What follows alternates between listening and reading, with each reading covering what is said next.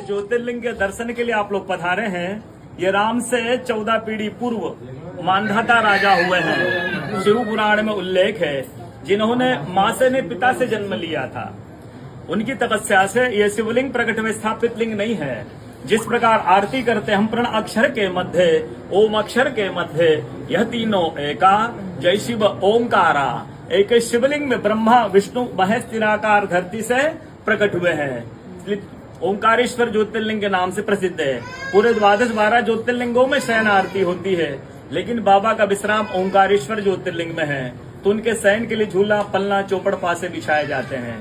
जिस प्रकार आरती करते हम प्रण अक्षर के मध्य, ओम अक्षर के मध्य, यह तीनों एका, जय शिव ओंकारा। एक शिवलिंग में ब्रह्मा विष्णु महेश निराकार धरती से प्रकट हुए हैं। इसलिए अखंड दीप जो जल रहा है प्राचीन समय से, एक ही दीपक में 3 बातियां लगातार जल रही है, ब्रह्मा विष्णु महेश की। इस पहाड़ी के ऊपर 7 किलोमीटर का परिक्रमा मार्ग है, वो भी ओम आकृति में है। जो पर्वत पे हम प्रभु के दर्शनों के लिए खड़े हैं, ये पर्वत स्वयं शिवलिंग की आकृति में है। चारों तरफ नर्मदा मैया जलहरी बनकर बह रही है। पूरे 12 ज्योतिर्लिंगों में शयन आरती होती है, लेकिन बाबा का विश्राम ओंकारेश्वर ज्योतिर्लिंग में है, तो उनके शयन के लिए झूला, पलना, चौपड़, पासे बिछाए जाते हैं। बाबा यहाँ विश्राम करके 3 बजे रात उठकर महाकालेश्वर जाएंगे, वहाँ स्नान करेंगे। इसलिए वहाँ का भस्म आरती प्रसिद्ध है, यहाँ का शयन आरती प्रसिद्ध है। शिव पुराण में भी कथा आती है, महिलाएं 16 सोमवार व्रत करती है, उसमें भी कथा आती है। क्या कथा आती है? प्रतिदिन भोलेनाथ आते हैं, माँ के साथ विश्राम करके ब्रह्म मुहूर्त में उठकर चले जाते हैं। एक दिन जब भोले बाबा माँ के साथ पधारते तो माँ पुजारी से पूछती, पुजारी हमें विश्राम के लिए जा रहे, चौपड़ पासे में किनकी जीत होगी? पुजारी बोलते कि आज ही भोले बाबा जीतेंगे। ऐसा बोलकर पुजारी घर चले जाते हैं।